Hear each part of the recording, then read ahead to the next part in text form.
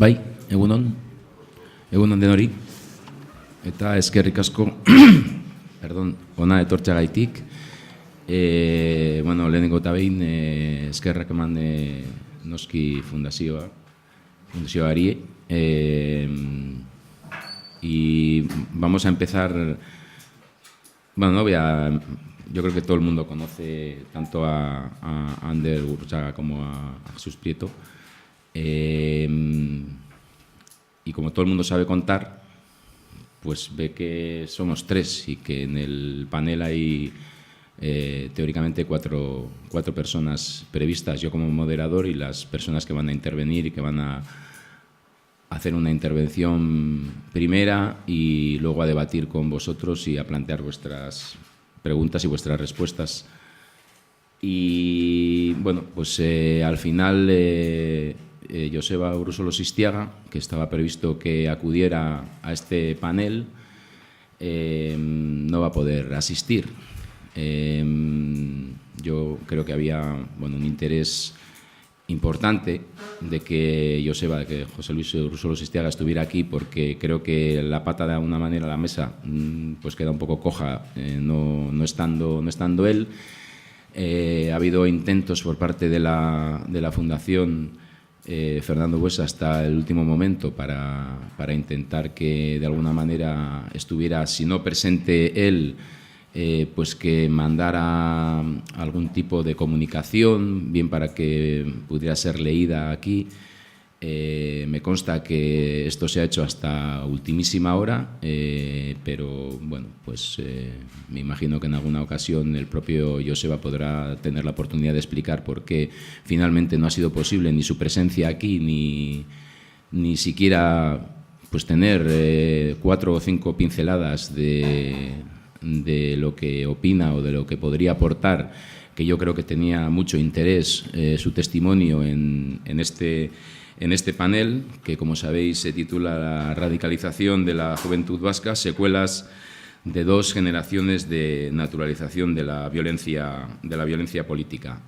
Bueno, pues lo que os digo, no ha podido ser. Reitero que la Fundación ha estado hasta el último momento intentando conseguir su presencia de una manera o de otra, como os digo, y bueno, pues no ha podido ser. Yo voy a hacer una intervención inicial más bien corta, porque creo que lo interesante es que tanto Jesús como Ander nos planteen, yo creo que además, por lo que he hablado ahora con ellos, con 2 perspectivas bastante diferentes, poniendo el foco en aspectos diferentes sobre este título. A mí sí me gustaría iniciar con una frase que la he escuchado hace unos cuantos meses al director del Euskobarómetro, a Paco Llera, que yo creo que es una frase que plantea bastante bien cómo están las cosas en este momento en Euskadi. Él, en la presentación de un estudio, acuñó una frase que viene a decir más o menos así: muerto el perro, no se ha acabado la rabia, ¿no?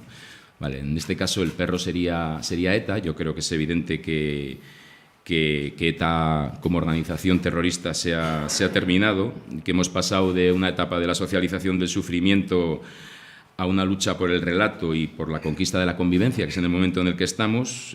Por medio ha habido muchas experiencias negociadoras, unas fracasadas, otras no, pero en el momento en el que estamos es precisamente en el del relato, en la lucha por el relato y la conquista de la convivencia en este país. Y en un contexto muy concreto, en un contexto en donde hay una subcultura de la violencia que, desde mi punto de vista, todavía permanece. Y es muy importante la pedagogía. ¿Por qué es muy importante, por ejemplo, que hubiese estado Joseba aquí hoy? Pues porque yo creo que tiene mucho trabajo por delante gente como él en todo lo que tiene que ver con la pedagogía que hace falta todavía en este país en relación con la conquista de la convivencia. Fernando Reinares, en uno de sus libros más afamados, Patriotas de la Muerte, en el que entrevistó más o menos a unos 60 exetarras, no encontró a ninguno que se arrepintiera de lo que había hecho. Joseba es justo el caso contrario, y por eso creo que era realmente interesante su presencia aquí. Mirad, yo creo que hay otros ejemplos que conoceréis bien. Me imagino que tuvisteis la oportunidad, como yo, de ver el documental, la entrevista que le hizo Jordi Évole a Iñaki Recarte, que es otro ejemplo de preso crítico con la organización terrorista, de miembro de ETA crítico con la organización terrorista. Y yo creo que ese tipo de gente hablando de su experiencia y comentando por qué entraron en ETA y por qué salieron de ETA, pues me da la sensación de que ha hecho mucho más por la convivencia en este país. Es ese tipo de manifestaciones que, en fin, todos los seminarios que pueda organizar la fundación, esta fundación o cualquier otra fundación, ¿no? Yo os animo a que, si no habéis tenido la oportunidad de ver ese programa, lo veáis, porque creo que tiene 3 ingredientes fundamentales en lo que tiene que ver con la pedagogía para la conquista de la convivencia en este país. Una, ¿por qué explica Iñaki Recarte o Joseba Urrosola Sistiaga su ruptura con ETA, con la organización terrorista? 2, explica también muy bien lo importante de pedir perdón a las víctimas. Y 3, por qué en un momento de su vida se aleja de la estrategia violenta y condena la violencia, ¿no? Hay una frase que yo voy a recordar, yo os invito a que, si no lo habéis visto, lo veáis. Iñaki Recarte, hay un momento en el que dice: la violencia de ETA no ha servido para nada, solo para llevar mierda a 3 generaciones. Digo esto porque hay un debate, como sabéis, ahora mismo dentro de del colectivo de presos, que es prácticamente lo que le queda a ETA, que se ha sustanciado con una decisión en la que teóricamente tienen que empezar a tomar decisiones y a aceptar la legalidad, algo que estamos viendo que se está retrasando. El debate se abrió a finales del año pasado, la decisión se tomó el 30 de junio, como sabéis, por una amplia mayoría, un 73%. Y, sin embargo, esa decisión que han adoptado y que todavía no la han puesto en marcha tiene 2 líneas rojas. Esto de las líneas rojas siempre se utiliza bastante y tiene que ver con el arrepentimiento y con la delación. Es justo lo contrario de los ejemplos que yo os estoy poniendo de Iñaki Recarte o del ejemplo del propio Joseba Urrosola Sistiaga, ¿no? No me voy a extender más. Creo que, bueno, si queréis, por presentaros, bueno, como suelo decir mucha gente, todo está en Internet, aunque es mentira.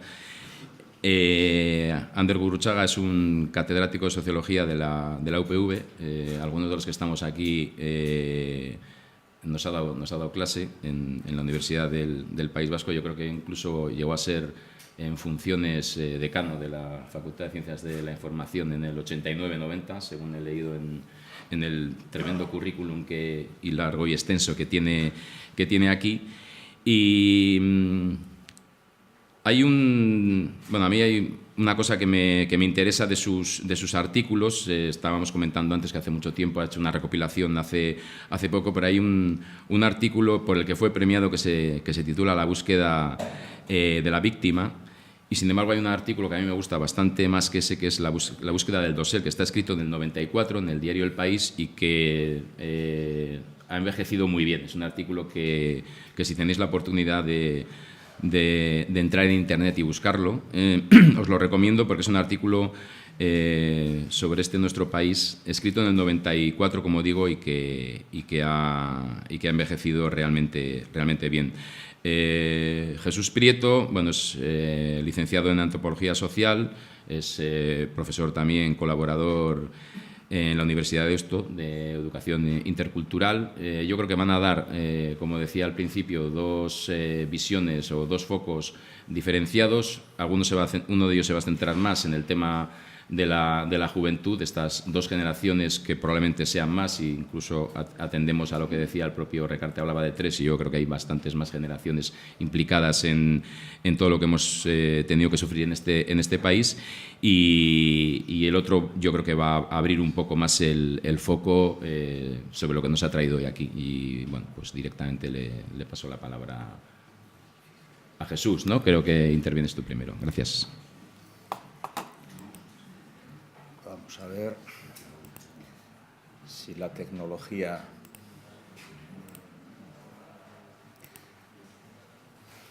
Ederki. Bueno, Aitor, mila esker, lehenik eta behin, Aitorrak esan duen bezala, egunon, entzuten da? Bai?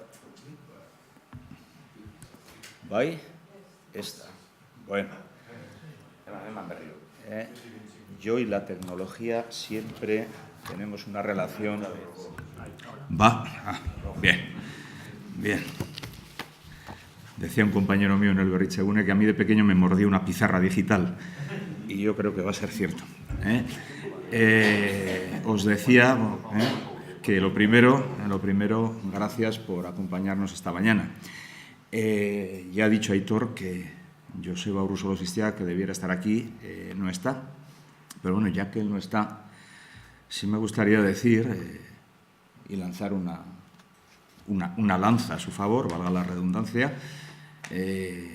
Ayer mismo me llamó una víctima de ETA, una mujer, una chica todavía muy dolorida, cuyo proceso de duelo no está finalizado, y me echó una bronca tremenda porque yo iba a estar sentado hoy al lado de un asesino, ¿no?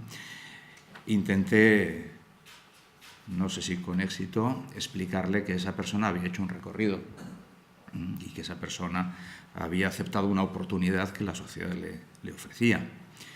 Y también le expliqué, y además creo que es así, que si la vía en Anclares tuvo algún tipo de error o fracaso fue precisamente que no se acogieran a ella 500 personas más como Joseba Urruzulo Sistiaga. Por lo tanto, bueno, pues estoy muy apenado porque hoy no esté aquí con nosotros, pero bueno, imagino sus razones y también imagino las presiones. Y vamos a ello. No os voy a leer la ponencia, Yo, en este sentido, soy, como diría alguno, muy profesor y mucho profesor, entonces no os la voy a leer. Vamos a contar retazos de ella, me imagino que se publicará y podréis tener acceso, además, a través de la página de la Fundación, a ella. La he titulado Erótica de la violencia y juventud vasca, del mito al adoctrinamiento. La palabra erótica tiene mucho que ver, y tiene mucho que ver además cuando hablamos de juventud, porque la violencia, para quien ha cumplido 60 años ya y vivió lo que vivió, la erótica de la violencia también estuvo presente y de forma importante en su vida. Vamos a desarrollar la ponencia con este cronograma. Primero, una pequeña introducción, la lógica del pensamiento fanatizado, porque el pensamiento fanático tiene una cierta lógica. Seguramente cualquier investigador social podría explicarla, incluso Ander mejor que yo. La juventud captada, subrayo, captada, con 2 puntos. La construcción del enemigo como paso previo para su eliminación y el papel de la educación vasca ante el terror. Unas breves conclusiones y la bibliografía, evidentemente, tendréis acceso a ella.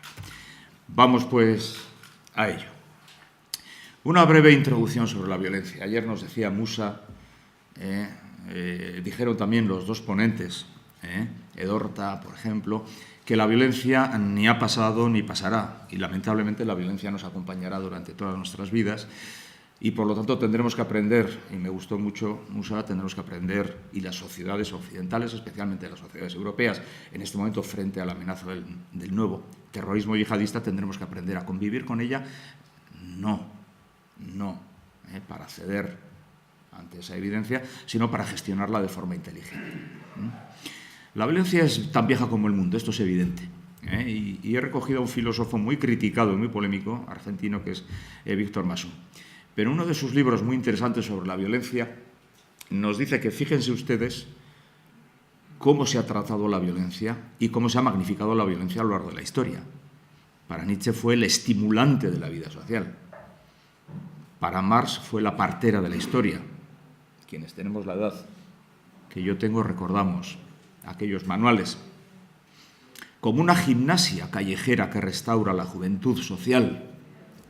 Sorel, algo que penetró profundamente el pensamiento de Sorel en los jóvenes alegres y combativos durante muchas décadas. El verdadero antídoto ante la decadencia. Spiegel. Paso inevitable hasta su definitiva disolución. Lenin. Herramienta para la descolonización, también algo que impregnó profundamente la década de los 70, 60, 70, determinadas militancias. Fanon. Y los únicos que realmente, haciendo un recorrido diacrónico, se ponen a alabar y a magnificar la historia, pues han sido personas como Tolstoy o como Mahatma Gandhi. Por lo tanto, la violencia ha tenido una presencia esencial en nuestras vidas y si somos objetivos y hacemos un recorrido, basta mirar la hemeroteca o simplemente ser aficionado a la literatura. No voy a entrar, que me perdonen los amigos del Valentín de Foronda, ya en términos históricos o en términos de ciencia social. Podemos ver que la violencia es tan vieja como el hombre. Había creo recordar que era en la cadena SER, había un espacio de humor en el que se hacía una alegoría de un antropólogo, en clave de humor, y este antropólogo intentaba desentrañar determinados elementos de la vida social cercana a algo que había ocurrido, no recuerdo, hace años ya, Ander, se lo digo a Ander como tertuliano de la cadena SER, y este antropólogo hacía una parodia cómica que decía que el hombre no desciende del homínido, desciende directamente del hijo puta. Entonces era un humorista, pero hacía una descripción fantástica de cuando el hombre con una hijada de burro asesinó al otro, luego con flechas de siles, etcétera, etcétera, para llegar a esa conclusión en plan cómico, ¿no? Violencia, la lógica del pensamiento fanatizado. El diccionario define fanatismo como apasionamiento exagerado propio de un fanático y a su vez define fanático como alguien que defiende de forma apasionada creencias o ideas, pero de forma apasionada, de forma ciega. Esto, la pasión, que en principio podría ser algo total y absolutamente no solamente tolerable, sino deseable y fantástico, porque todos nos apasionamos con determinadas cuestiones, puede ser también letal.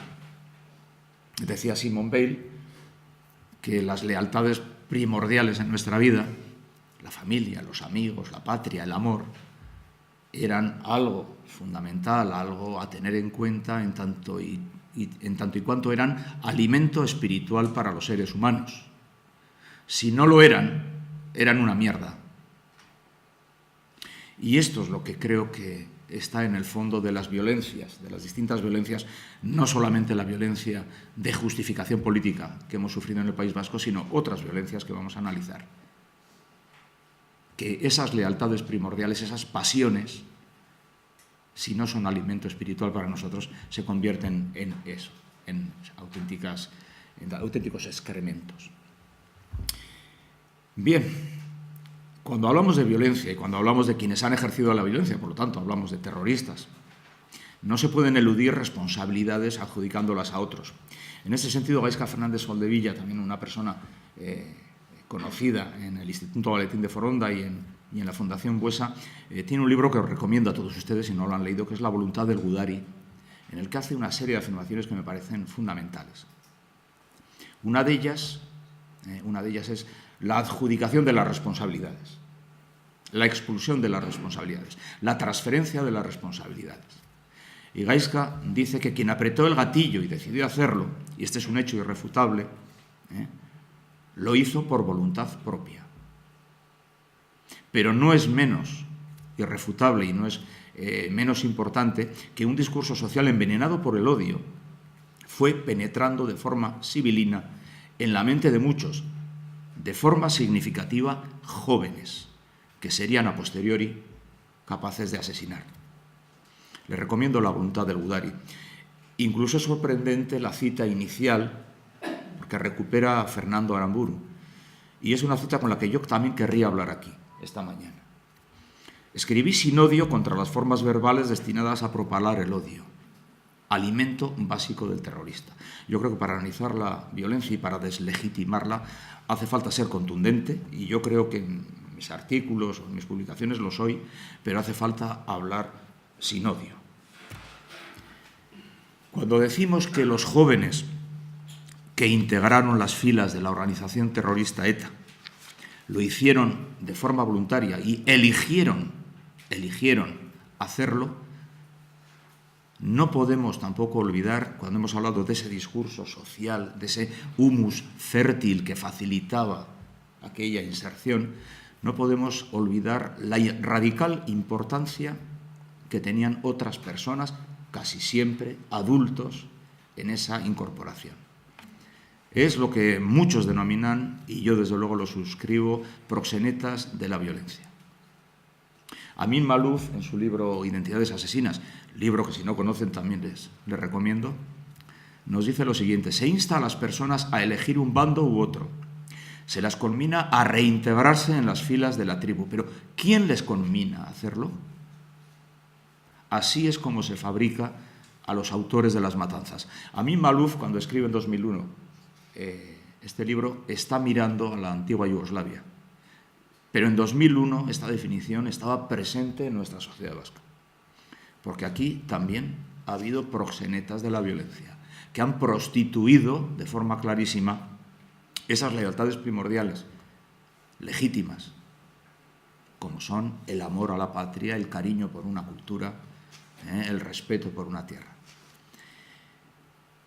Esos proxenetas de la violencia no pudieron existir, cuando hablaba de ese humus fértil en el que germinaban y germinaron durante varias décadas tantos jóvenes captados por la organización terrorista ETA, no podían germinar, como digo, ese humus fértil no podía desarrollarse bien si no estaba apoyado en algo. Y evidentemente cuando hacemos un análisis de la violencia terrorista hay un elemento fundamental que es el elemento del nacionalismo. La violencia de ETA, aunque estuvo transversalizada por elementos muy típicos, por otro lado, de la década de los 60 y 70, como eran los movimientos de liberación, de descolonización, los movimientos marxistas, etc., tenía una raíz fundamental desde que se deshace EGI, se crea el grupo EKIN, que es una raíz nacionalista. Y esa violencia no podía germinar si no hay determinados mitos, también ritos, también liturgias. Aludiremos a Joseba Zulaika. Pero fundamentalmente determinados mitos que podían sustentar el discurso justificador, ese discurso social que justificaba la violencia de ETA. Discurso que algunos, cuando fuimos muy jóvenes, también aceptamos. También aceptamos. No lo digo esto con orgullo, pero en 1970 y tantos muchos también veíamos con cierta connivencia aquella lucha. ¿Qué mitos han sido para mí los más importantes en el sustento de la violencia durante décadas de ETA? El primero para mí es el mito de la independencia primigenia del pueblo vasco. Se ha propagado sistemáticamente desde el nativismo, o sea, no solamente desde el nacimiento de ETA, sino desde mucho antes, desde el nacionalismo moderado, institucional, no radical, incluso desde el nativismo vasco. Una idea de que somos un pueblo primigenio que vivió de forma independiente hasta que fuimos colonizados por la pérfida España. Y se ha recreado en la juventud vasca, y todavía esa recreación está presente, la idea de que somos una especie de aldea invicta como la de Asterix y Obelix. Estoy hablando de jóvenes y además precisamente en este momento de mi vida estoy de nuevo muy cerca de ellos, en un colegio. Estoy hablando de jóvenes que creen a pies juntillas que Euskal Herria fue independiente hasta la Guerra Civil, hasta que el franquismo nos hurtó esa independencia. Estoy hablando de jóvenes universitarios, en un aula universitaria, que te cuestionan algunas teorías diciendo que ya los vascos luchamos con la Ikurriña en la batalla de las Navas de Tolosa. Estoy hablando de un joven universitario. Ni que decir tiene toda la recreación mitificada alrededor de la conquista de Navarra, del castillo de Amaiur, o lo que hemos vivido en Vitoria recientemente con Martín Tipía. Y es que el mito, aunque genere hilaridad, aunque genere en nosotros una sonrisa, el mito en una sociedad profundamente transversalizada por una idea mayoritaria, por una corriente ideológica mayoritaria, que es el nacionalismo, el mito es fundante. El mito tiene un poder extraordinario. Hace pocos días me decía un amigo en Burgos, de la Facultad de Humanidades, Ignacio, que le invitaron a dar una charla en las aulas de la tercera edad, allí en Burgos, sobre el Cid.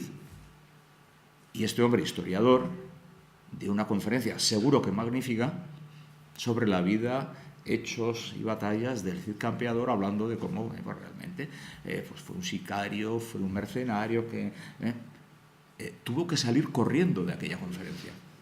Lo querían linchar allí mismo, porque la fuerza del mito es importantísima, sobre todo para sociedades en las que la idea comunitaria es una idea importante. Si ustedes hacen ahora una encuesta en Vitoria entre jóvenes o no tan jóvenes sobre Celedón, el 80 y tantos % de esas personas jurarán y perjurarán que Celedonio Alzola, natural de Zalduondo, fue una persona que existió y vivió en Vitoria. Es decir, la fuerza del mito es realmente fundacional, es fundante. Y el mito de la primigenia libertad de nuestro pueblo creo que ha sido uno de los elementos a tener en cuenta. Otro de ellos es el mito de la descolonización, que fue también de una importancia radical en la creación de la primera fase de ETA. Porque en la lucha revolucionaria, la lucha descolonizadora, Fanon tuvo una importancia radical. Si leemos a Fanon, incluso si leemos a Jean-Paul Sartre, que es un autor de referencia para muchos, pero se te ponen los pelos como escarpias leyendo algunas de las frases, algunos de los párrafos de sus teorías sobre la violencia revolucionaria en el contexto de descolonización. Bien, pues el mito de la descolonización también es importante, porque fuimos colonizados. Por lo tanto, la lucha revolucionaria tenía una razón de existir, porque era una lucha de descolonización. ¿Qué decirles a ustedes esa imagen del monumento de Amaiur? Decirles de cómo se ha gestionado la historia de la conquista, de la anexión de Castilla en 1512 de Navarra por parte de Castilla. Cuestión que en este momento se está comentando muchísimo con respecto también a las leyes de nueva planta o a la anexión también de Cataluña por parte de Castilla. Era lógico pensar entonces que la lucha de ETA tenía una razón de existir. Tenía una razón de existir en una lógica revolucionaria y en una lógica de descolonización. Yo creo que Fanon fue una de las personas, bueno, no, esto no lo he dicho yo, seguramente es algo que posiblemente haya leído de Ander y de otros investigadores. Fanon creo que tuvo una incidencia importante en los primeros teóricos de ETA, así como sobre él o otras personas que mitificaban y que alababan la lucha, la violencia revolucionaria. En este contexto de violencia descolonizadora, si leemos a Fanon, podemos encontrarnos, como os decía antes, con párrafos como este. La descolonización es realmente la creación de hombres nuevos, pero esta creación no recibe su legitimidad de ninguna potencia sobrenatural. La cosa colonizada se convierte en hombre en el proceso mismo por el cual se libera. Es una palabra fundamental. La cosa colonizada. El colonizado es una cosa, no tiene categoría humana. En otro momento Fanon dice, matar a un colono es crear un hombre. Pero hasta que no matas al colonizador, no eres un hombre libre, eres una cosa. La cosificación de las víctimas fue fundamental en las décadas de violencia de ETA. La deshumanización de las víctimas fue fundamental. Matar a un policía podía estar mal, pero un chacurra, un chivato, un españolazo tenían otro tipo de connotación, otro tipo de categoría social. Trabajar es trabajar por la muerte del colonizador, vuelve a repetir Fanon. La violencia asumida permite a la vez a los extraviados y proscritos del grupo. Joseba fue un extraviado y un proscrito. Volver, recuperar su lugar, reintegrarse. La violencia es entendida así como la mediación real. El hombre colonizado se libera en y por la violencia. Esto fue fundamental en el sustento ideológico de la organización terrorista. El tercer mito importante, insisto, puede haber otros muchos y de hecho los hay, es el mito del conflicto. Pero este mito, a diferencia de los otros, surge muy a posteriori. El mito del conflicto comienza a gestarse ya en la transición española, con el advenimiento de la democracia. La justificación del conflicto es posterior. Es un mito posterior, pero es un mito que perdura hasta nuestros días. Perdura hasta nuestros días. Y es un mito que ha sido conservado por los ortodoxos del nacionalismo más radical, del nacionalismo vasco más radical, pero también por determinados sectores que yo no me corto, no tengo ningún problema en definir como buenistas, tanto del nacionalismo institucional como de otras fuerzas políticas actuales, que si bien no tienen en su programa, en su filosofía programática, una visión nacionalista de nuestra sociedad, sí están acompañando en determinados momentos la misma. Morir por Euskal Herria, matar por España. Esta frase fue una frase que penetró profundamente en un sector significativo de la juventud vasca desde 1978. Y este sentimiento, imbuido por un fuerte victimismo, porque si hemos hablado de que fuimos colonizados, si fuimos hablados que nos robaron nuestra primigenia libertad, ese victimismo es fundamental también para mantener la tensión y la pulsión de quienes actúan en una organización violenta. Ese fuerte sentimiento victimista opera hasta el extremo de crear un código relativista de esquemas morales que sitúa el valor de la vida humana en función del rol que cada sujeto desempeña. Y en este país el valor de la vida humana no ha sido igual para unos que para otros. Y ese modelo es un modelo establecido previamente, por supuesto, dándose, por supuesto, como verdad revolucionaria que la vida del oprimido vale absolutamente, vale más que la del opresor. Se trata, en definitiva, de discursos del odio, de balas invisibles que activan otras más letales, las de los 9 milímetros Parabellum. Auténticos mitos justificadores, mitos que han matado con el empuje y la complicidad de quienes fomentaron lo que yo denomino nuestro peculiar progromo vasco. Insisto, la voluntad del Gudari, y de nuevo cito a Gaisca, está ahí.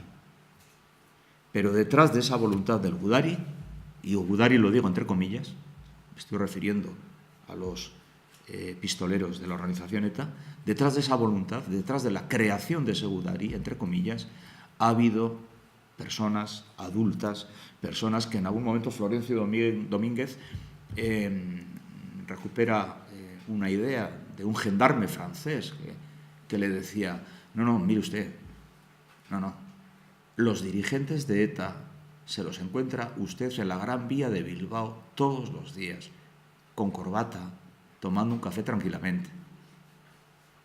Quienes arrojaron a esos jóvenes a un futuro de militancia, de sangre o de cárcel o de sufrimiento para sus familias, no eran tan jóvenes, insisto, y tenían una posición acomodada, bien situada y discreta en nuestra sociedad. Violencia, la juventud captada. ¿Y por qué empleo el término captada? Porque esos imanes vascos, porque aquí esos proxenetas de la violencia han tenido un comportamiento muy similar al que ahora adjudicamos a algunos imanes o algunos elementos de las redes de captación yihadistas. captaban a esos jóvenes. Y los captaban en base primero, a la construcción de un enemigo. Había que construir a un enemigo. Y ese enemigo se construía en tanto y cuanto adoptábamos los mitos que he dicho antes. El jueves 17 de agosto todos nos sobrecogimos con los atentados de Barcelona y de Cambrils, en las Ramblas. Ayer se comentaron en esta mesa. Y rápidamente tertulianos, medios de comunicación, periodistas afamados, también políticos, también científicos sociales, se hicieron la pregunta: ¿pero a qué se debe que unos jóvenes puedan sentir tanto odio como para hacer esto y acabar con la vida de sus semejantes? También con la vida de personas de origen marroquí, de origen argelino, que circulaban por las Ramblas. ¿A qué se debe? La gente estaba sorprendida y se hacía esta pregunta. Claro, quien es vasco no podía salir de su estupor, porque esa pregunta nos la hemos hecho aquí durante muchísimos años. Y no ha habido tampoco grandes respuestas. No ha habido grandes respuestas. A ver, el que esos jóvenes, Musau Kabir, Said Alaa, Mohamed Hasmi, Yun, Abuyeu, Youssef Alaa, que tenían entre 17 y 24 años, dieran el paso que dieron, yo creo que es fundamental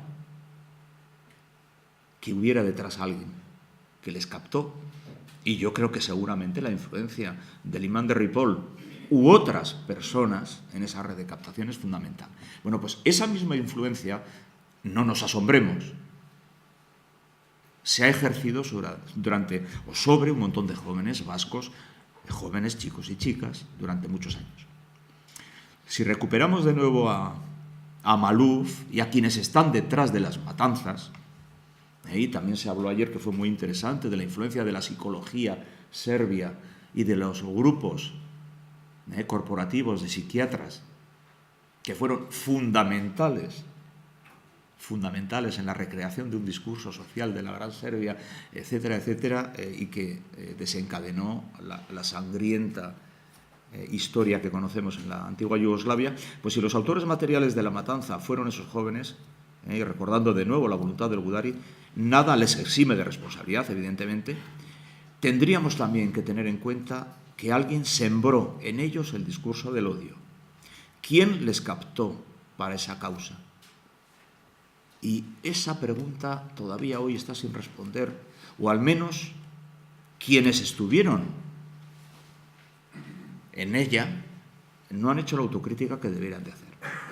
Bien, si hacemos un análisis comparativo, y lo vamos a hacer, de tres discursos violentos, vamos a ver que la lógica del discurso fanatizado tampoco es muy diferente.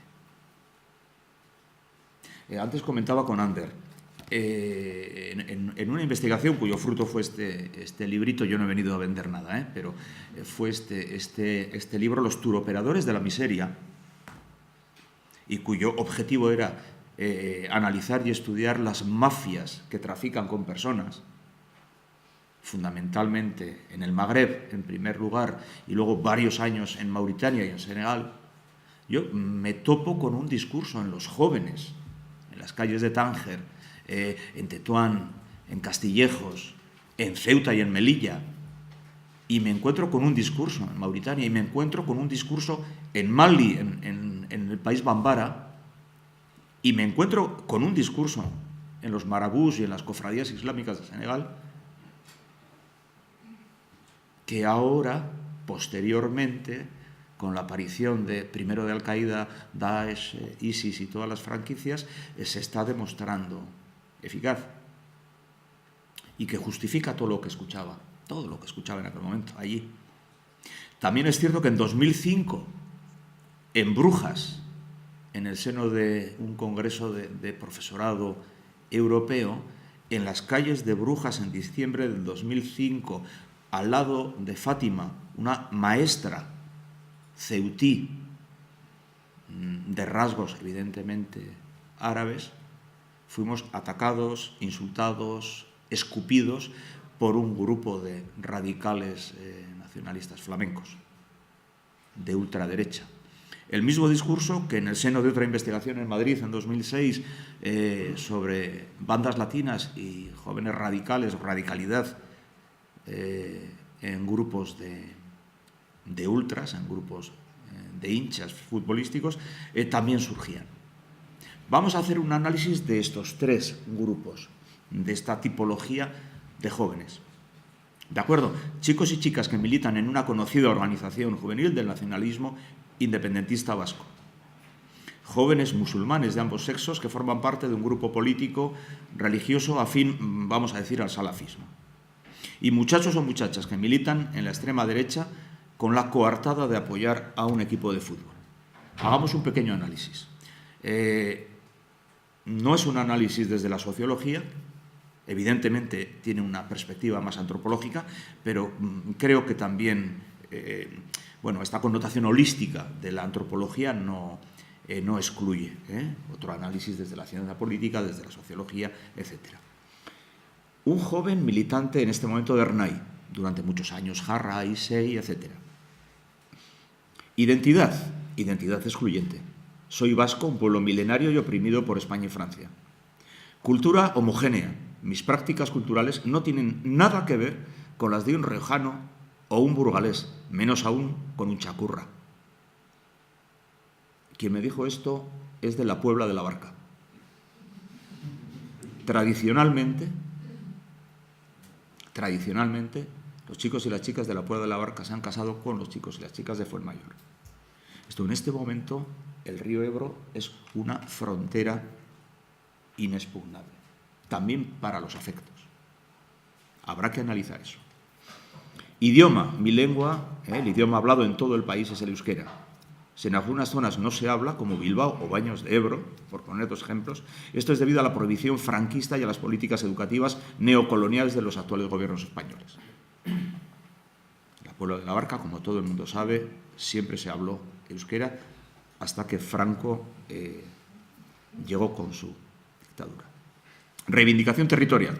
Nuestro país está formado por los 7 territorios. Es necesario recuperar Treviño, evidentemente está en su discurso. Enemigo exterior claro. España es nuestro enemigo y el causante de todos nuestros males. Llamamiento a la acción. Violenta entre paréntesis. Jamás justificará uno de estos jóvenes que ejerzan acción violenta. Los luchadores de ETA son considerados como lo mejor de nuestra juventud. Gudaris auténticos que lucharon contra el opresor.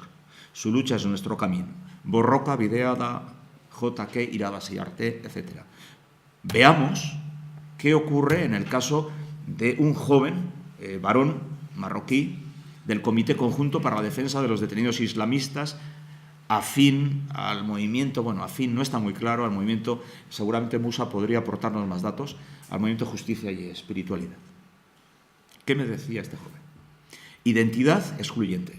Soy árabe, un pueblo milenario y oprimido. Cultura homogénea. Mis prácticas culturales no tienen nada que ver con un cristiano, un hindú, mucho menos con las de un perro occidental. Cuando subrayo algunas palabras y subrayo chacurra y subrayo perro, es para que veáis la similitud del discurso en distintos contextos, ¿vale?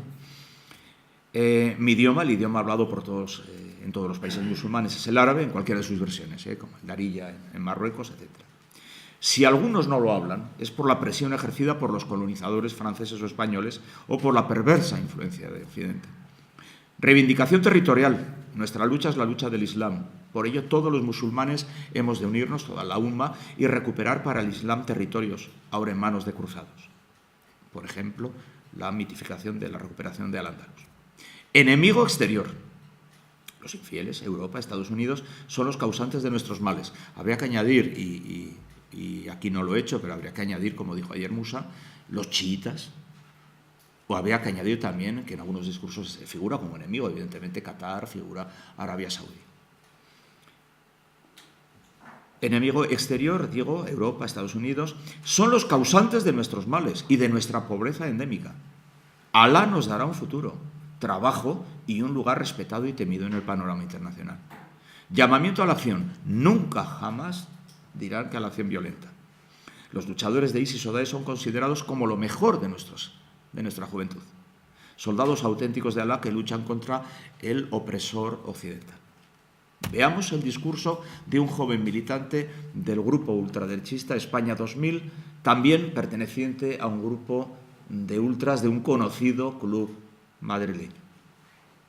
Identidad excluyente. Soy español, un pueblo milenario y en peligro por los separatismos y la inmigración. Cultura homogénea. Mis prácticas culturales no tienen que ver nada con las de un vasco o un catalán, menos aún con un mono negro, subrayo sus palabras, con un sudaca o con una coneja musulmana. Afirmación que se hace debido al miedo por la natalidad, etc. Y que es muy común en todas las organizaciones de ultraderecha de toda Europa. Idioma, mi lengua, el idioma hablado en todo el país es el español. Si en algunas zonas se hablan dialectos, como el catalán, el euskera, el aragonés, esto es debido a la prohibición de los nacionalistas catalanes, vascos, etcétera, que no permiten hablar en su territorio en castellano, en sus calles, en sus colegios. Todo ello causado por la dejación en materia educativa del gobierno vasco. Reivindicación territorial. Nuestro país está formado por todo un territorio peninsular, las islas, Ceuta, Melilla, etcétera, y por supuesto hemos de reconquistar Gibraltar. Enemigo exterior. El actual gobierno de España por pusilánime.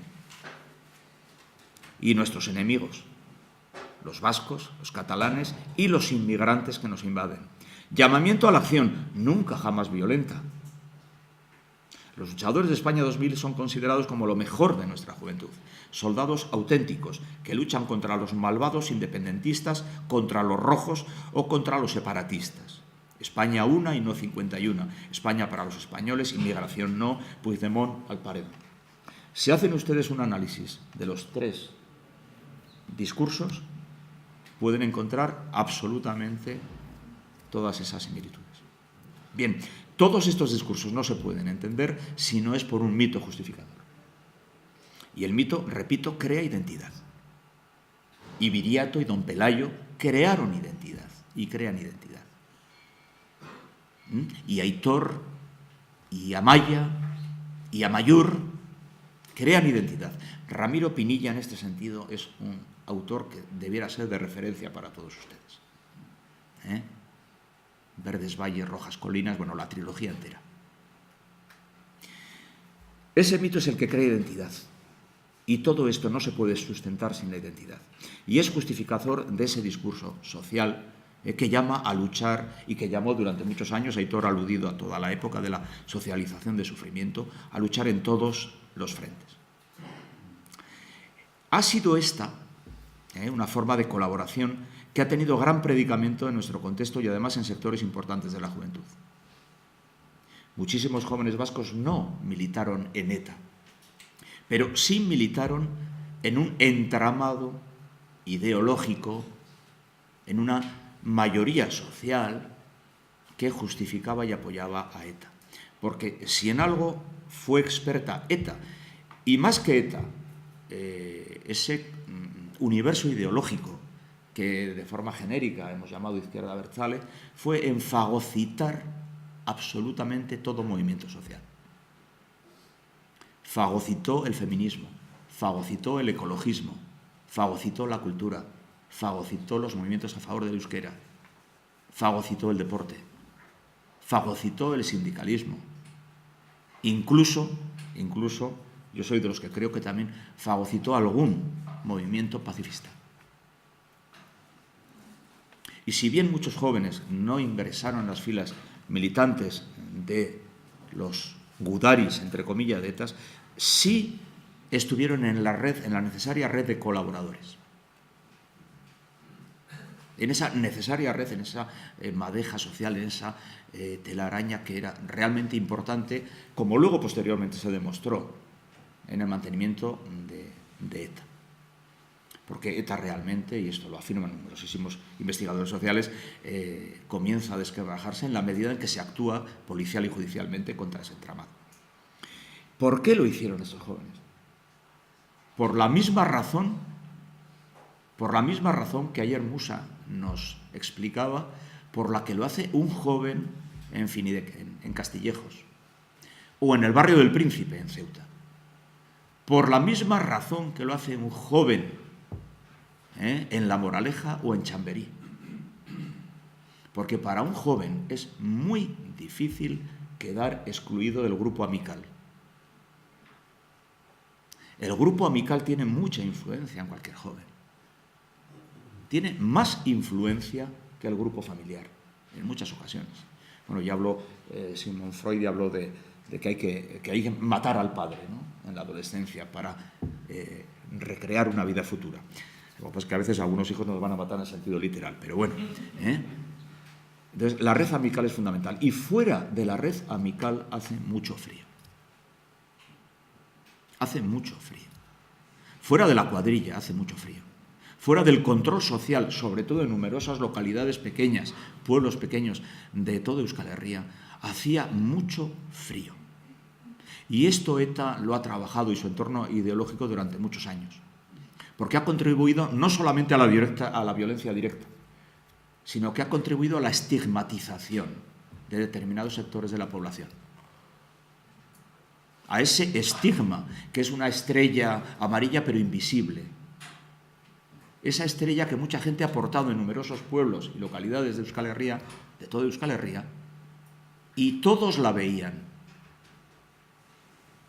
Y todos la conocían. Y ellos además sentían que la llevaban. Aunque no era una estrella amarilla física.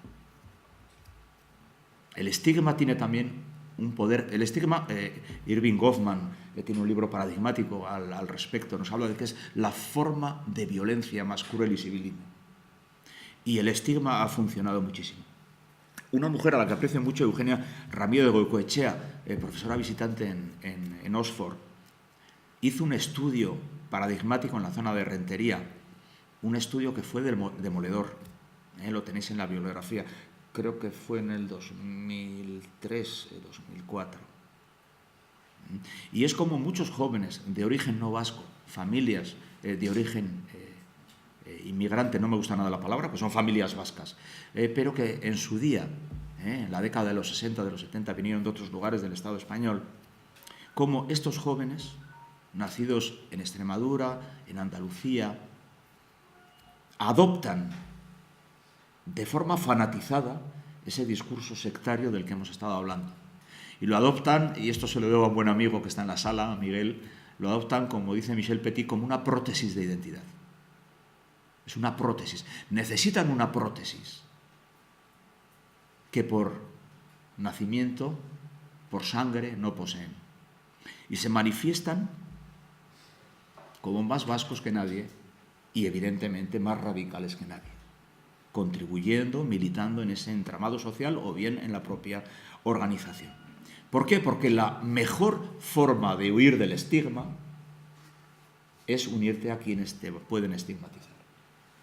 Es la mejor forma de salir.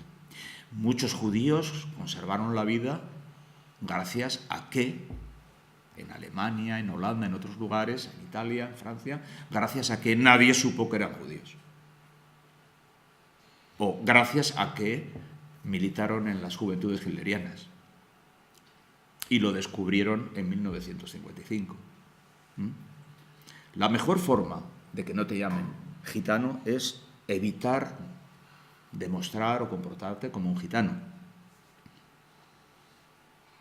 La mejor forma de que no te llamen constitucionalista, es decir, puto español, es tomar potes con tus amigos nacionalistas. Es decir, ser como ellos, unirte a ellos.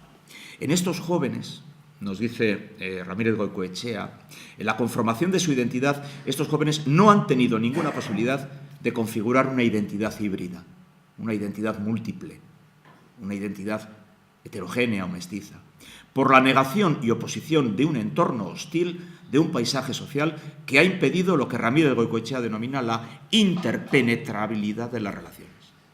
Las relaciones no se permiten siendo inter.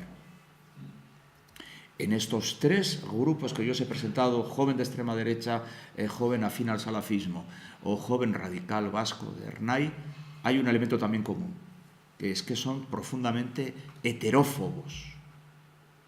Hay una gran heterofobia, hay una imposibilidad para compartir vida y espacio social con lo diferente, con el diferente. Aitor, no sé cómo voy, Pues si tienes consideración con las personas. Bien. Bien, vale, entendido. Entendido.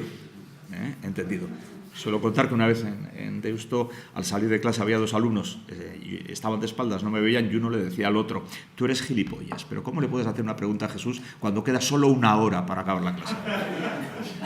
Bien. Ayer se habló, y hoy también lo has mencionado, de la importancia de la pedagogía social, y voy finalizando. Si hablamos de pedagogía social, es importante el papel de la educación vasca. Es muy importante el papel de la educación vasca. En un informe de 2009, la institución del Ararteko nos decía lo siguiente: el 15% de los adolescentes vascos que estudian secundaria, es decir, de 12 a 16 años, no rechaza o justifica claramente la violencia de ETA. Y otro 14% se muestra indiferente o no lo dice muy claro en este sentido. Un informe de Deusto también, del Instituto Arrupe, demostraba hace muy poquito que un tanto por ciento elevadísimo de los jóvenes vascos, no solamente en secundaria, sino en bachiller, desconocían quién era Miguel Ángel Blanco. O dudaban si había sido un miembro de ETA o había sido muerto por Rosgal. Esta es una realidad. O sea, yo no pretendo hacer aquí una crítica del sistema educativo. Válgame Dios. Sobre todo porque no quiero que me expedienten. Pero sí que debemos de reflexionar sobre, durante estos años, qué ha hecho el sistema educativo. Fernando Buesa, no recuerdo el año en el que fue, cuando era consejero de Educación, yo entonces estaba en el Colegio Samaniego de Vitoria y se creó el primer grupo de trabajo por la paz en un colegio público de Euskadi, en el año 1986. Insisto, no sé qué año era, cuando era uno de los años en que era consejero, en el Barakaldo Atzokia nos entregó un premio, el premio Chindu a la colaboración social, un premio que otorgaba el Departamento de Educación. Y Fernando Buesa, cuando me dio ese premio, me acuerdo que nos dijo al director del colegio, Celso López, y a mí, dice: ¿pero cómo os habéis atrevido a hacer esto? ¿Cómo os habéis atrevido a hacer esto? Tenemos las imágenes de 2016, del año pasado, en el famoso Instituto de Hernani, el homenaje a los presos de ETA, el Aurrescu de Honor, etcétera, etcétera. Esto ha ocurrido en el mundo educativo vasco no universitario. Esto ha ocurrido en el mundo educativo vasco no universitario. Yo, como asesor, los años de asesor en el departamento, he ido a ikastolas en las que todos los viernes se hace el homenaje a presos. Y estoy hablando de ikastolas de Álava, quizás el territorio en este sentido que ha sido el territorio más tranquilo. Yo tenía que dar una formación al claustro de profesores de la Ikastola Garasi en Legutiano el día en que asesinaron al guardia civil con el atentado contra el cuartel. Yo llamé por teléfono diciendo: bueno, la carretera estará cortada, estará todo el mundo sobrecogido, y llamé por teléfono para preguntar: no daremos el curso, ¿verdad? Me quedo en Vitoria. Dice: no, ¿por qué no lo vamos a dar? Y en aquel momento cogí el coche y fui a dar el curso, porque no tuve la valentía de decir: pues no voy, señores, porque creo que hoy no debo de ir. Y no tuve esa valentía porque, aun ya siendo adulto, fuera del grupo, hace mucho frío. No tuve esa valentía. Concluyo. La decisión, solamente recordar los puntos que he desarrollado, no sé si muy bien, en mi ponencia. La decisión de asesinar fue una decisión personal, sí, pero fueron necesarias estructuras de adoctrinamiento. El asesino no nace, se hace, se forja, se alimenta. Los terroristas de ETA, aunque no deba, ni pueda, ni quiera olvidar otras violencias, no nacieron matando. Ha sido necesaria toda una enculturación de numerosos jóvenes en base a ciertos mitos para educarles en un lenguaje y en un discurso sectario, que previo proceso de deshumanización de los otros permite convertirlos en elementos, en cosas, a expulsar o a eliminar del nuevo etnos recreado, el indómito pueblo vasco. Este pensamiento profundamente sectario permite y justifica la violencia contra el enemigo. Una violencia que no ha sido únicamente directa, ni creo que haya sido la más importante, aun teniendo en cuenta el dolor de los muertos, de los asesinados y de sus familias.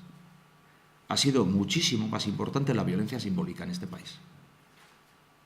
La violencia simbólica ha sido también letal para nuestra convivencia, para la ciudadanía. Y estoy hablando del estigma. Al igual que ocurre con el terrorismo islamista o con otros grupos, todos esos jóvenes se captan, se reclutan en base a un discurso, a un adoctrinamiento y a una llamada a la acción. Y eso es parte del mundo de los adultos, que introducen el virus de la intolerancia en ellos. Radical importancia, que en la tarea de deslegitimación de la violencia terrorista es importantísima, tiene la educación. ¿Por qué? Porque ante ese discurso del odio solamente hay un remedio eficaz, que es el trabajo y la educación en ciudadanía. Es la ciudadanía, el concepto de ciudadanía, lo que se opone a la visión comunitarista del etnos, del nosotros, del pueblo natural, elegido por Dios o elegido por el designio de otros profetas. Takolo, Piquerich eta Porroch, y yo no soy amigo de llamar a nadie, absolutamente a nadie, a ningún tipo de boicot. Pero Takolo, Piquerich eta Porroch, todos conocéis, me imagino, el famoso vídeo en el que explican la situación de los presos de ETA, de esos pobrecitos que no pueden oler el mar y están lejos de casa. Ese vídeo a mí me parece que es un vídeo... Bueno, voy a ocultar el calificativo. Estos payasos son elemento fundamental en la educación infantil y en los primeros ciclos de primaria de todos, absolutamente todos los colegios y castolas del País Vasco. Acuden a todas las citas, Escuela Pública Vasca, Corrica, tal. Son la referencia de nuestros infantes. Cuando hablamos de la simbología, de la profunda fuerza que encierra la simbología, estamos hablando de esto. Y eso me preocupa. Estos días, justo cuando finalizaba de escribir la ponencia, en el partido de fútbol del Lazio, en el Estadio Olímpico de Roma, sabéis que seguidores radicales, para insultar y ofender al equipo contrario, salieron con pancartas y con pegatinas en las que Ana Frank portaba la camiseta del equipo contrario. Este hecho ha levantado una ola de indignación sin igual en Italia. Políticos, personas unidas al mundo de la cultura, artistas, empresarios, docentes, todo el mundo se ha unido. Federación de Fútbol, todo el mundo se ha unido a una condena sin igual.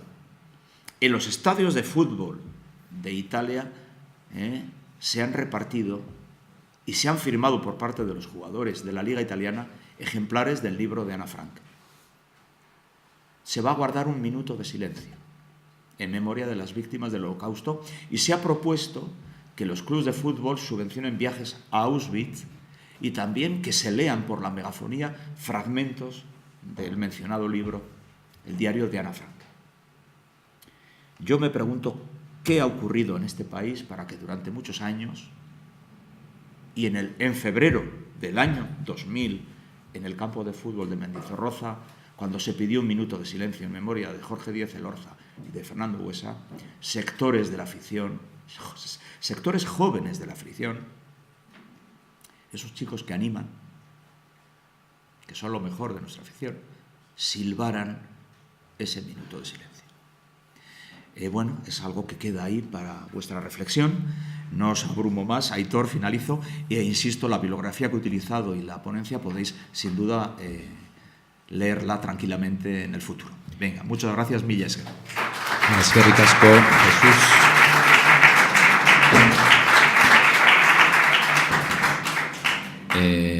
Gracias por tus palabras.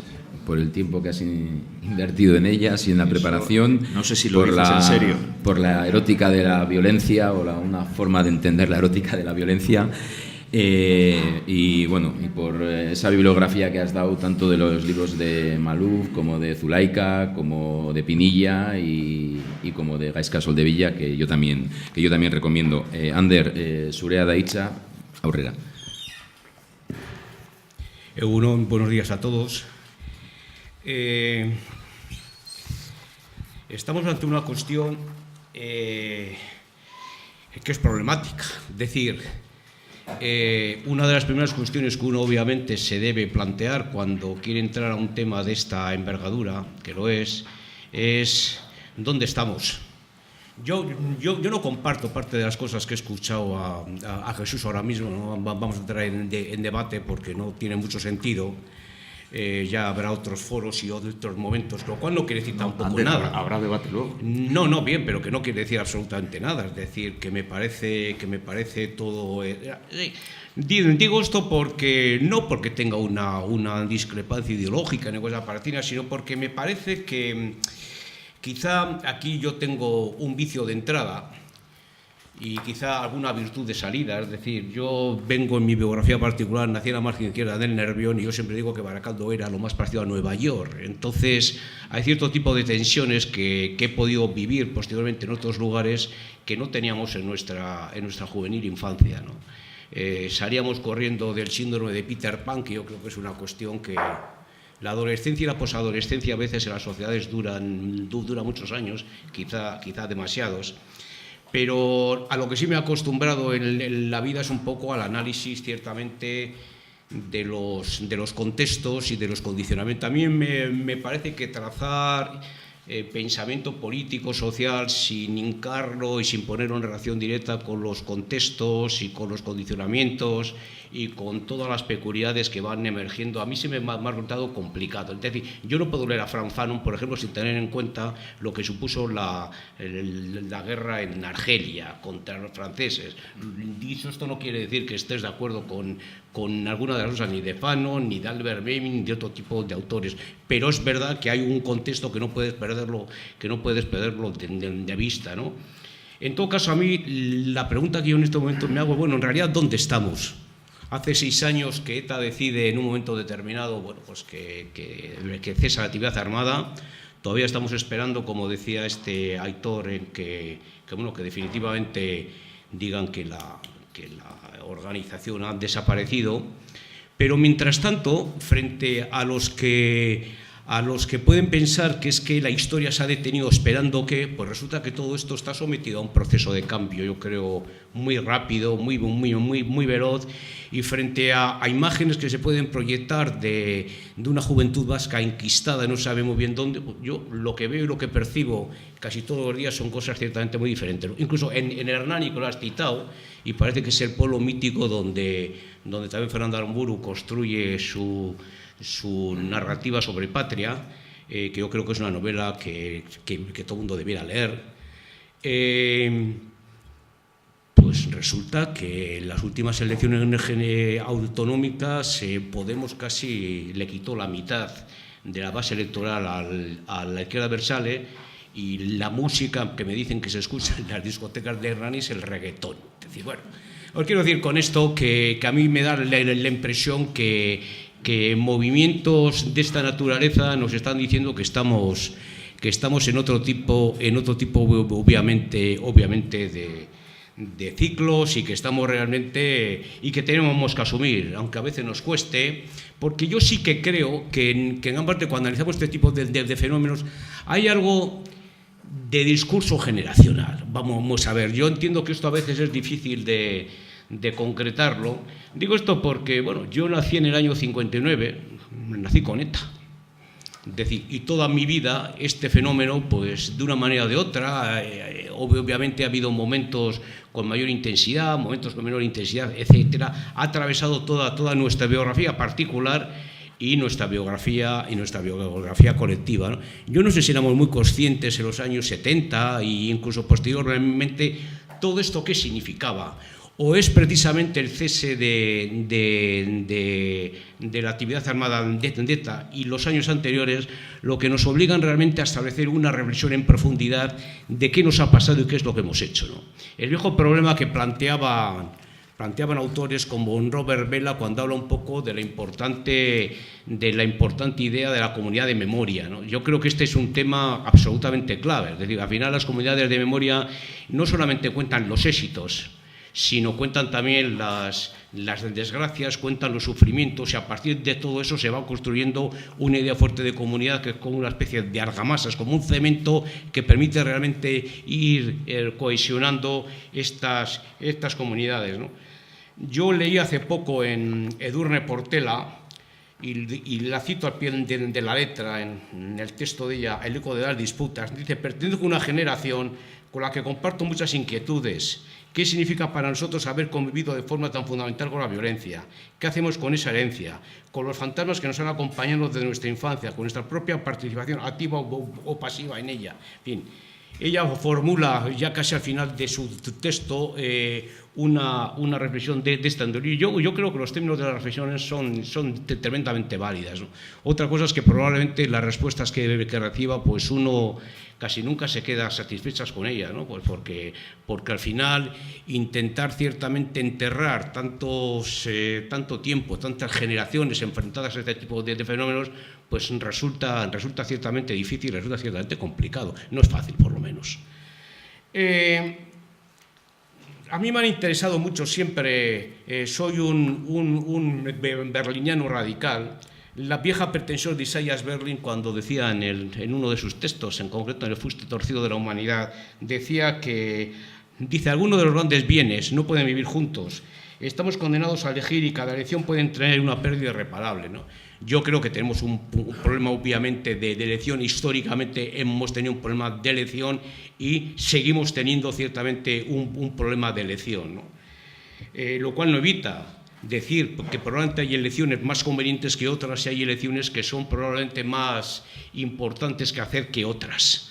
Y como cuando hablamos, por ejemplo, de crisis de valores, yo siempre pregunto si el problema de la crisis de valores o el problema de la elección de qué valores son los más importantes, ¿eh? Porque uno puede establecer toda una clasificación, explicar por qué en una respuesta posible tu primera elección sea, por ejemplo, el egoísmo o sea la aceptación de la injusticia. No evita tenerte que plantear que por qué no has elegido la justicia, por qué no has elegido la responsabilidad o por qué no lo has elegido la comprensión con el sufrimiento del otro, ¿no? Hay otro autor, otro filósofo político no norteamericano que a mí siempre me ha interesado mucho, que es Richard Dworkin. Richard Dworkin dice que, pese a las grandes diferencias que tenemos los humanos, lo leo al pie de la letra, compartimos dos principios. El primero, que él llama principio del valor intrínseco, sostiene que toda vida humana tiene un tipo especial de valor objetivo. El éxito o fracaso de cualquier vida humana es algo importante en sí mismo, es algo que todos tenemos razones para querer o deplorar. El segundo, el principio de la responsabilidad personal, sostiene que cada persona tiene una responsabilidad especial en la consecución del logro de su propia vida, una responsabilidad que incluye el empleo de su juicio para estimar qué clase de vida sería para ella una vida lograda. Bueno, yo realmente me da la impresión que aquí hay un problema claramente de opción. Uno tiene que ser capaz de saber y de decidir cómo quiere vivir su propia vida y cómo quiere vivir y cómo construye, con qué caja de herramientas construye ciertamente su propia biografía, y saber que no todas las opciones son igual de legítimas y que hay opciones que se aproximan a un concepto fuerte de verdad, de justicia, de responsabilidad, y hay otros que obviamente te aleja de esa cuestión y de esos principios, ¿no? Probablemente porque tenemos a veces, o yo tengo a veces la impresión que establecemos discursos, por ejemplo, alrededor del valor de la ética desde fuera, cuando resulta que el gran problema de enseñar valores es que hay que practicarlos desde dentro. Y nuestro drama casi siempre es un poco ¿no? Es decir, a mí no me interesa tanto. Yo, por ejemplo, cuando me preguntan, no es una cuestión que me ha ocurrido mucho en los últimos tiempos, ¿qué para usted la innovación? Digo, la innovación no se complica usted demasiado la vida, no solamente en la aceptación de la transformación, sino el tomar decisiones sobre qué quiere usted hacer y cómo quiere vivir. Entonces, ¿qué ocurre? Bueno, no me coloque usted tanto las biografías de santos.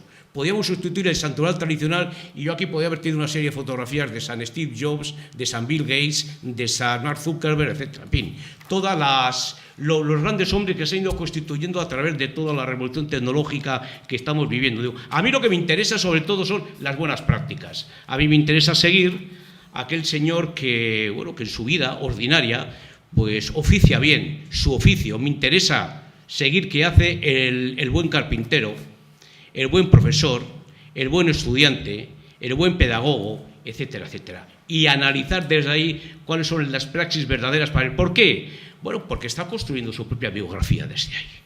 Está realmente, o sabremos realmente desde dónde está fundando los valores que para él son importantes en la vida. ¿Por qué? Porque una persona es extremadamente responsable. ¿Por qué acepta determinado tipo de responsabilidades en la vida, o por qué está dispuesto a manejar criterios fuertes de justicia y en otros casos, en cambio, no?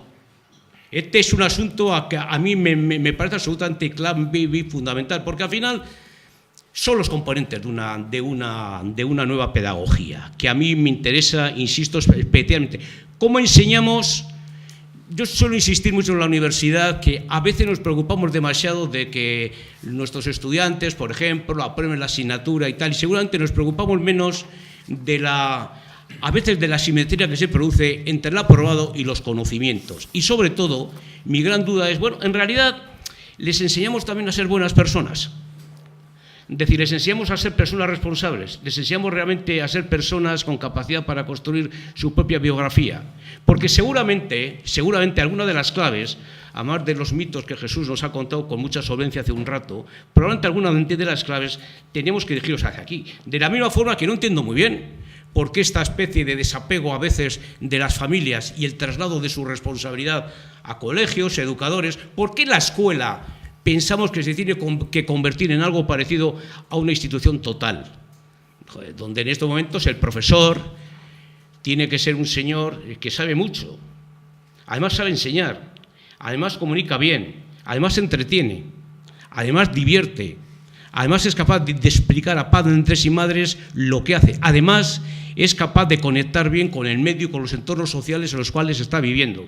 Bueno, a mí siempre me da la impresión que seguramente se exige demasiado a una institución que llega hasta donde llega y que da lo que puede dar. Porque mientras tanto tengo a veces la impresión que los padres, las madres, las familias, los entornos se despreocupan en exceso de cierto tipo de circunstancias.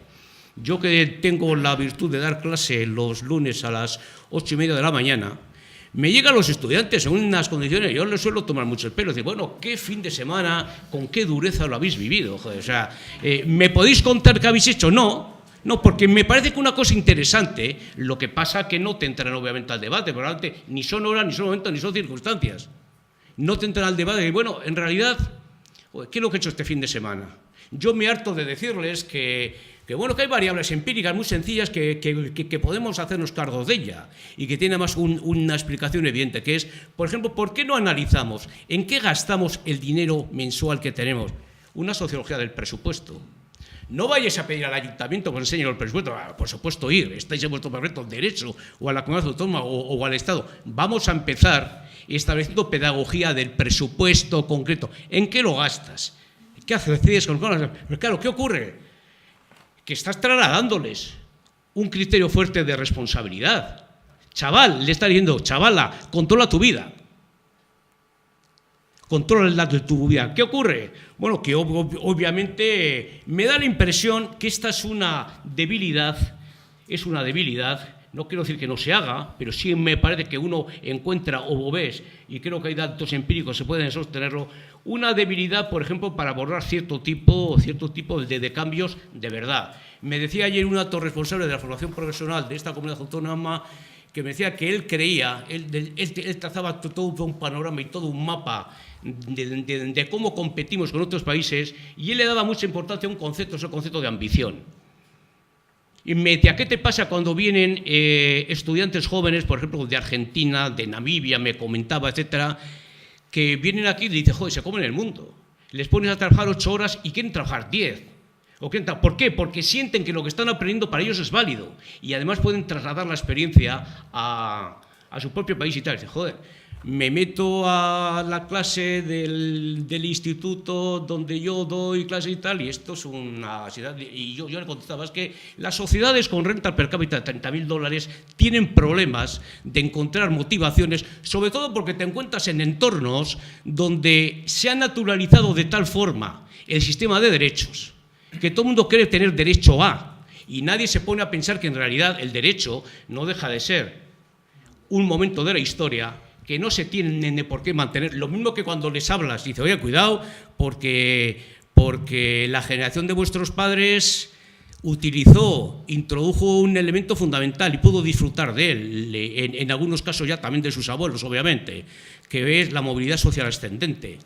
Esto de que mis hijos van a vivir mejor que yo, y bueno, esto igual tiene algún problema, porque igual no vais a vivir peor que vuestros padres, pero luego sí que vais a vivir de una forma sustancialmente diferente. Ahora, ¿estáis preparados realmente para vivir la diferencia? Para pronunciaros individual y colectivamente sobre la diferencia, porque, claro, los patrones culturales, yo creo mucho, por ejemplo, que estamos en una Euskadi posidentitaria. Esto me ha costado algún disgusto y me ha costado alguna bronca de algunos de las personas que acuden a algunas de las conferencias que he dado. Digo, bueno, no me estoy refiriendo obviamente a que no hay identidad, Dios me libre. Estoy diciendo que todo el cuadro tradicional de reivindicaciones, todo aquel motor que movía todo esto, en todo momento se ha normalizado profundamente porque todo está normalizado. El que no sabe euskera es porque no le interesa, porque no ha podido aprender por motivo, pero no porque nadie le impida aprenderlo. El que no lee literatura vasca son por razones ajenas. ¿Por qué digo? Porque el mercado se ha convertido en la gran divisa de quién publica, dónde llegas, dónde penetras, etcétera, etcétera. O sea, desconocer esto me parece que es no darse cuenta de dónde estamos. Pero te pasa lo mismo cuando yo he tenido la fortuna, porque para mí ha sido un regalo realmente, he aprendido muchísimo con ello, de hacer, por ejemplo, un estudio sobre un concepto que a mí no me gusta nada, pero que me lo dieron hecho, ¿no? Pero me permitió el propio proceso de investigación desconstruirlo, ¿no? El tema de la idea del talento. Que claro, pero esto me permitió poder hacer casi 40 entrevistas en profundidad a gente joven entre 24 y 34, 35 años que se encuentran todos fuera del País Vasco. O sea, que están trabajando como investigadores o como profesores o tal, en centros tecnológicos, en laboratorios de investigación, en universidades, siempre fuera, ¿no? Y claro, te encuentras con unas respuestas a tus cuestiones, todos ellos además con una característica, todos se habían formado con becas que el propio gobierno vasco, es decir, los ciudadanos de este país le habíamos otorgado, etcétera, etcétera, ¿no? Bueno, te encuentras con respuestas y te encuentras con una canalización de sus expectativas y del cuadro de oportunidades que dices, joder, estamos realmente ante otra realidad sustancialmente diferente. Mi pregunta es, ¿por qué nos dejamos atrapar por la melancolía? Yo a veces, escuchando a Jesús hace un rato, me recordaba unas entrevistas que hicimos también hace unos cuantos años básicamente a la élite sindical que había cerrado la empresa Altos Hornos de Vizcaya en Baracaldo. Bueno, realmente había un conjunto de respuestas, pero había dos que os pongo ahora mismo aquí en este debate, ¿no? La primera era, yo cómo le enseño a mis hijos y a mis nietos, algunos ya tenían edad de tener nietos, qué es lo que yo he hecho esta vida. Si resulta que toda la cultura obrero-industrial, que para mí fue tan importante, todas las estructuras comunitarias que articularon mi vida, ya no están. Es que yo cómo enseño a alguien lo que fue Altos Hornos de Vizcaya, si es que ni tan siquiera existen el edificio. Se ha levantado casas. ¿Cómo lo hago? Porque esto, insisto, se produce en 5 años escasamente, es decir, la velocidad de las transformaciones probablemente nos va el curso. ¿Cómo lo hago? Y en segundo lugar, bueno, ¿cómo le digo a alguien que somos una generación que nos hemos sostenido dentro de una lógica cultural tan densa y tan profunda y tan importante como era la lógica obrero industrial, ¿no? Si no somos obreros ya y no tenemos industria. ¿Qué aparecía? Bueno, aparecía de una manera radicalmente expresada, además, aunque obviamente el concepto lo añado yo, ellos no hablaban de esta forma, aparecía realmente la melancolía como un elemento absolutamente fundamental. Es decir, como si necesitasen escuchar todas las mañanas el cuerno de Altozano, el cuerno que hablaba del cambio de turno a las 6, a las 2, a las 10 de la noche, o como si realmente las estructuras comunitarias que habían forjado su vida, o todas las escuelas de aprendices que habían formado su particular proceso de aprendizaje, etcétera, estuviesen ahí vivos, ¿no? Y su gran drama era, perdón, su gran interrogante era, bueno, ¿cómo articulamos nuevas formas de vida? ¿Cómo creamos estilos de vida diferentes? ¿Qué transmitimos a las nuevas generaciones? Había, obviamente, en cambio, cuando hablabas de las nuevas generaciones, una propuesta individualizada, muy condicionada por la lógica del consumo, muy condicionada por todo lo que nosotros llamamos en aquel momento el parque comercial, etcétera, etcétera, etcétera. Bueno, aquí había, y estamos hablando de dos generaciones, todas ellas ciertamente con su mochila, pero que estaban definiendo una manera de entender el mundo y la vida sustancialmente diferente, ¿no? Bueno, obviamente, el problema que tienes que trasladar y el problema que planteas, bueno, ¿cómo tratamos con el problema de la diversidad? ¿Y cómo hacemos que se entienda que el cambio penetra hasta los tuétanos? Es decir, que aquella realidad con la cual algún día soñaste, normalmente además sabemos, toda la escuela de Palo Alto de la psicología cognitiva nos dijeron muchas cosas, pero una de ellas es que, bueno, pues que en realidad tú puedes soñar y todas las noches lo haces, pero al final, la vida, cuando te despiertas, a la mañana siguiente no la construyes con los sueños, sino con los ladrillos que encuentras cuando te has despertado, ¿no? Y que este es un elemento absolutamente clave, ¿no? Es decir, ¿cómo construye todo esto, ¿no? Y a mí esto me parece que es una pregunta, y doy un poco la vuelta al discurso, sé que lo estoy haciendo, me encuentro ante el tema de las generaciones poseta. Es decir, ¿qué le cuentas al muchacho que está trabajando de Fellows en la Universidad de Cambridge? ¿Qué le cuentas al muchacho que está trabajando o que está trabajando en el centro tecnológico, uno de los centros tecnológicos en Silicon Valley? ¿Qué le cuentas a la persona que está de investigador en la Universidad de Manchester? ¿Qué le cuentas al estudiante de aquí que no ha tenido o no ha querido o no ha podido o no le ha dado la gana sencillamente, ¿no?, hacer este viaje? Y dice, bueno, tu referencia sobre el tema ETA, violencia y tal, ¿cuál es? Cuando sabemos que la distancia que tiene con el fenómeno es suficientemente relevante, con decir, cuidado, porque igual estamos aplicando metodologías pedagógicas que no se corresponden con lo que ellos te están expresando, porque se les pide a veces una especie de confrontación militante contra una realidad que no la han vivido, o la han vivido de manera absolutamente tangencial, que es, en muchos casos, o a ponernos así te responden, es un poco la historia de sus mayores, es la epopeya de sus abuelos. Dice, ya estás otra vez contándome. Para ellos el franquismo, ¿qué es? Pues en muchos casos una asignatura que han estudiado en la escuela dentro de la historia contemporánea de España, pero no son el marco vivencial que ellos tienen. Su marco vivencial es de otra naturaleza. ¿Por qué para ellos no tiene relevancia? No es que no tengan relevancia, lo que ocurre es que el tono que le están dando o la relevancia que le están concediendo es la que ellos deciden que es, y no está probablemente en tus prioridades. Sus prioridades son de otra índole, de otra naturaleza. Están desplegados mucho más pensando en el valor efectivamente de la individualización comunitaria y del valor del propio grupo, pero dentro de una lógica sociocultural que ellos mismos deciden cuál es. Claro, ¿cómo van operando con todo esto? Pues sencillamente van operando tomando distancia. Y la forma de tomar distancia es el silencio. Nos hemos olvidado a veces que el silencio, si somos capaces de interpretarlo, es verdad que a veces es difícil. Estamos en un mundo, como sabemos, extraordinariamente ruidoso. Todo el mundo cree que tiene las claves de la solución de los problemas, donde todo el mundo se va en la verdad. Todo el mundo es potencialmente un tertuliano, con perdón. Porque todo el mundo sabe de decir, hay conversiones maravillosas. Si nunca te habías ocupado de este tema, no importa. En 15 días se convierte en experto, cojonudo, con perdón. Pero tomemos un poco de distancia sobre nosotros mismos y no nos engañemos. Es decir, el silencio es el silencio. El silencio, esta especie como de indiferencia distante, no quiere decir que no preocupe, sino que sencillamente están encontrando su propio camino de expresión cultural. Lo mismo que te encuentras con fenómenos muy asociados a la ambigüedad y muy asociados a una cierta ambivalencia, que lo trabajan además admirablemente bien, pero no solamente con esto, sino con otros muchos aspectos sobre los cuales puedes intentar operar con ello. ¿Son irresponsables? No. Están trabajando con un código cultural que se expresa de una manera sustancialmente distinta. Sabemos oír, sabemos escuchar, sabemos qué significan los silencios.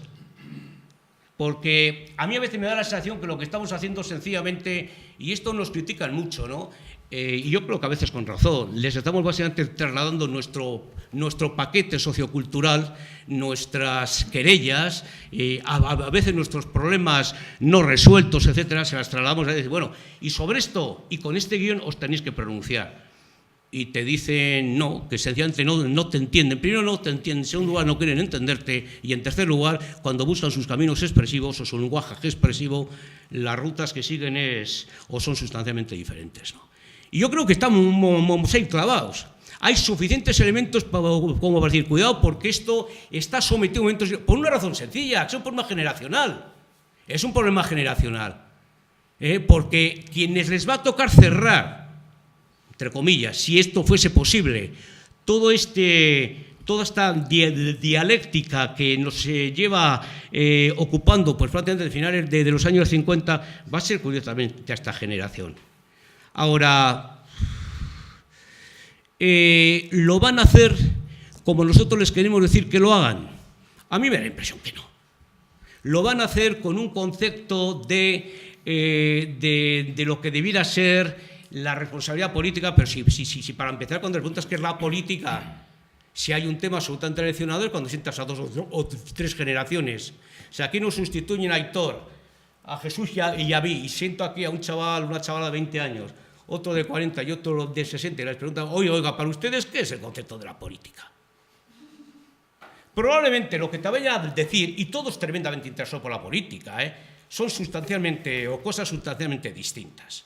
No ya solamente porque han llegado a ello de manera, sino sencillamente porque todos los condicionamientos y toda la percepción de la construcción de su propia biografía y la construcción de la historia sencillamente sigue caminos totalmente diferentes. Yo no puedo trasladarle a nadie, desde luego no lo hago con mis 2 hijos. No porque no lo haga, sino porque ya me han pesado antes de que hayas caminado un minuto de conversación. Y por delante tienes razón, te llaman pesado cuando te digo, oye tú, cuidado, pero yo nací, Baracaldo, margen izquierda, cultura obrera, ¿y a mí qué? Y a mí que no me des la chapa. Con razón. Yo me da la impresión que tenemos que ser capaces de escuchar. Nos falta, tenemos mucha información. Hay muchas cosas, incluso un exceso de información. Tenemos buenos datos desde un punto de vista socioestadístico. Nos falla una inversión cualitativa a pie de obra. Nos falta mucho conocimiento etnográfico, mucho conocimiento antropológico. Conocemos bien las fuentes ideológicas pero a mí, además de conocer las fuentes ideológicas me interesa usted todos los días qué hace y cómo se pronuncia. Le quiero seguir, me lo permite. Vamos a construir biografías de vida. Hombre, yo me acuerdo, por ejemplo, el caso de Ripoll que citaba Jesús. Te acordarás de aquella educadora social del ayuntamiento que ofreció, si estos chicos estaban perfectamente bien integrados, pues mire usted, o no sabe usted lo que es la integración, o tiene usted un cacao mental fundamental. Probablemente las 2 cosas ocurrían, y otras muchas más. ¿Qué ocurre? Pues probablemente nadie se había puesto a hacer el seguimiento, el análisis, profundizar con métodos etnográficos para alcanzar un conocimiento cualitativo de qué está ocurriendo, qué está pasando, cómo se están expresando generacionalmente, por qué cierto tipo de situaciones son asumibles, por qué se llegan a situaciones tan terribles como esta, que nos parece un poco inaudito, cómo se les graba en una gasolinera comprando, no saben muy bien qué, y se les ve alegres y combativos, y parten casi de Hernani, joder, y no. y es que 4 o 5 horas después están asesinando gente. Bueno, ¿pero qué pasa aquí? ¿Por qué se genera esta escasa capacidad de empatía? ¿Por qué no se asume el valor del sufrimiento humano? ¿Por qué no se asume realmente el tipo de actos? Y ante esto lo siento mucho, pero no hay respuestas, salvo la de la asistenta social o la trabajadora social del Ayuntamiento de Ripoll, que no sé si le habrán rescindido el contrato, pero desde luego la tendrían que mandar a hacer algún curso de reciclaje. Digo, usted no se ha enterado, cosa que lo podemos tomar a modo ejemplar, pero que hay realmente, o que podría en muchos casos generalizarse. Yo creo que reclamarnos un poco del silencio, de la distancia, de la capacidad realmente de comprender los mecanismos sutiles que conforman el universo de las vidas, etcétera, yo creo que cada vez empieza a ser mucho más conveniente y sencillamente para poder entender este mundo tan complejo, tan difícil y a veces tan extremadamente sutil que se nos pone delante. Insisto, estamos tratando aquí un tipo de fenómenos. Y estoy hablando obviamente como sociólogo, no estoy diciendo lo que a mí me gustaría. Ojalá pudiésemos coger toda nuestra historia de los últimos 60 años, barrerla y meterla debajo de alguna alfombra o tirarla a un estercolero, o mejor aún, hacerla desaparecer. No es posible. Pero sí podemos realmente, y voy a utilizar una expresión muy popular, ponernos las pilas, realmente para empezar a entender que tenemos delante de nosotros una realidad que cada vez tiene menos que ver con nuestras expresiones generacionales y mucho más que ver con otras maneras de culturas expresivas, de plantearse y de vivir en las cosas, que estamos en una Euskadi posidentitaria y que en este momento nuestros doseles sagrados, olvídense, no son la percepción de la identidad. Cuando preguntan a otras gente, eso ya está, eso ya lo tengo, se ha naturalizado. Nuestros problemas tienen que ver, obviamente, con todo aquello que gira alrededor del orden material. ¿Voy a tener currelo pasado mañana? ¿Y cómo va a ser mi trabajo? ¿En qué empresa? ¿De qué voy a trabajar? ¿Podemos mantener la idea fuerte del bienestar? Elemento absolutamente nuclear. Los doseles sagrados tienen que ver con la sacralización del orden de lo material. ¿Vamos a poder mantener nuestra calidad de vida? Es decir, vamos a poder seguir creyendo y seguir ofreciendo que la movilidad social ascendente es el auténtico motor de la historia desde la década de los 50 prácticamente hasta la actualidad, diría, con alguna interrupción que obviamente ha tenido en este camino, ¿no? ¿Se va a poder realmente sostener? ¿Vamos a poder sostener ciertos criterios de confianza institucional? Porque los resultados que te dan los muy distintos estudios que se han hecho, la gente confía en las instituciones generalmente y cree que las cosas se han hecho bien. Por ejemplo, suelo decir, oiga, todo el trabajo que se ha hecho con el Estatuto de Autonomía para la Comunidad Autónoma Vasca ha sido un buen negocio, indudablemente. Uno puede pensar, oye, bueno, hagamos una oda a la perfección, haga usted las odas que quiera, pero no pierda de vista la perspectiva ni los caminos no centrales. Y no se confunda usted ni de camino ni de vereda, que las autopistas le llevan donde lo llevan. Lo único que tienes que saber si tú sabes circular por una autopista. O igual prefieres mejor los caminos pedregosos. Perfecto. Es un problema, como nos enseña Isaias Berlin, de tu elección. Pero, hombre, hazte cargo de las consecuencias no previstas que tus actos tienen. Te vas a hacer cargo de ello. Vas a manejar un concepto fuerte de responsabilidad. Vas a manejar realmente un concepto fuerte de cuáles son los motivos del otro. Creo que tenemos una historia que ojalá pudiésemos borrar. Como decía hace un momento, no parece posible, pero creo que se abre un abanico, o que tenemos ya, y con ello se pueden trabajar un abanico de oportunidades que van desde métodos pedagógicos hasta lógicas culturales y explicativas, que nos están ofreciendo realmente posibilidades de poder fundar una sociedad algo mejor, y una sociedad de la que, desde luego, los conflictos estos que nos han irradiado a lo largo de nuestro tiempo, si no desaparezcan, cosa harto improbable, los humanos seguimos siendo profundamente imperfectos, sí que nos van a permitir realmente manejarlos de otra forma sustancialmente diferente. No es lo mismo construir un mundo contra ETA que un mundo sin ETA. Y el elemento que los atraviesa claramente es la lógica democrática. Confiemos en la democracia y sigamos realmente invirtiendo en democracia. Es un buen valor, es un buen valor, porque nos ha demostrado además que funciona y funciona bien. Funciona y funciona bien. Con los matices que queráis, no estoy hablando de la perfección, ni estoy hablando que esto resuelva todos los problemas, pero desde la idea fuerte de cómo construir un concepto y una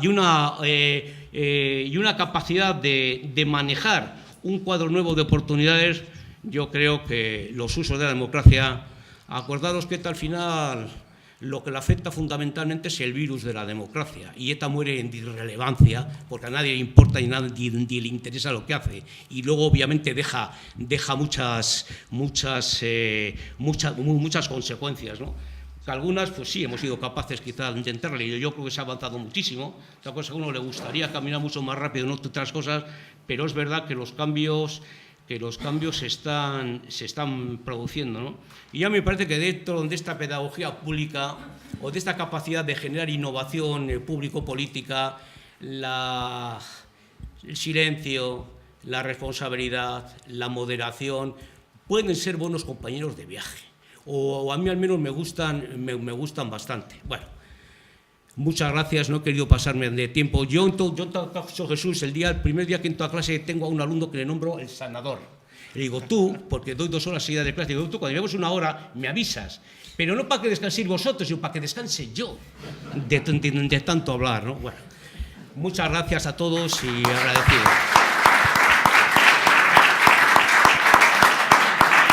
Muchas gracias.